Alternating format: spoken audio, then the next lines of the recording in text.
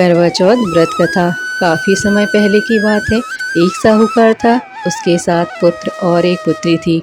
सभी भाई अपनी बहन को बहुत प्यार करते थे, वहीं एक साथ ही बैठकर भोजन करते थे।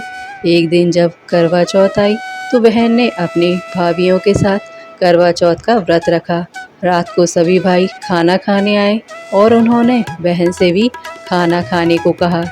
तभी माँ ने कहा कि इसका करवा चौथ का व्रत है, यह चांद निकलने के बाद ही खाएगी।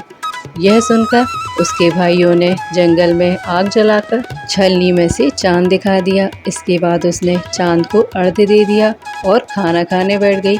जैसे ही उसने पहला टुकड़ा तोड़ा तो उसे छींक आ गई और दूसरे टुकड़े में बाल निकला। वहीं जैसे ही उसने तीसरा टुकड़ा तोड़ा तो उसे अपने पति की मृत्यु की खबर प्राप्त होती है। यह सुनकर वह रोने लगी। इसके बाद उसकी भाभी उसे भाइयों की हरकत के बारे में बताती है कि उसके साथ ऐसी घटना क्यों हुई।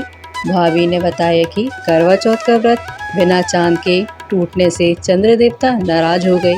इस बात को सुनकर उसने प्रण लिया कि वह अपने पति का अंतिम संस्कार किसी भी कीमत पर नहीं होने देगी, जब तक वह उसे जीवित नहीं कर लेती। इसके बाद वह पूरी साल तक अपने पति की रक्षा के लिए उसके शव के पास ही रहती है। वहीं एक साल बाद फिर करवा चौथ का व्रत आता है। सभी भाभियां एक साथ मिलकर व्रत का संकल्प लेती हैं। साथ ही सभी भाभियां साथ मिलकर उससे आशीर्वाद लेने जाती है। तो वह सभी भाभियों से यम सुइयां ले लो, पी सुई दे दो, मुझे भी अपनी जैसी सुहागिन बना दो, ऐसा निवेदन करती है। लेकिन हर बार भाभी उसे अगली भाभी से निवेदन करने का कह चली जाती है। इसके बाद जब छठे नंबर की भाभी आती है तो वह करवा को बताती है कि उसका व्रत सबसे छोटे भाई की वजह से ही खंडित हुआ था, तो उसकी पत्नी में ही शक्ति है कि वो तुम्हारे पति को जिंदा कर दे। इसके बाद जब छोटी भाभी उसके पास आती है तो वह सुहागिन बनने का निवेदन करती है, लेकिन वह अन्य वादे करने लगती है। लेकिन करवा उसे पकड़ लेती है और जाने नहीं देती।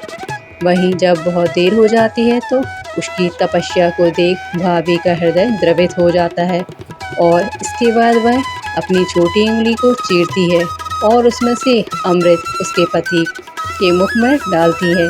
करवा का पति उसी समय श्री गणेश कहता हुआ जीवित हो उठता है। इस तरह से करवा को अपना सुहाग वापस मिल जाता है। तभी से करवा चौथ का व्रत रखा जाता और शुरू हो गया और पति की लंबी उम्र के लिए सुहागिन इस व्रत को करने लगी। जय करवा माँ।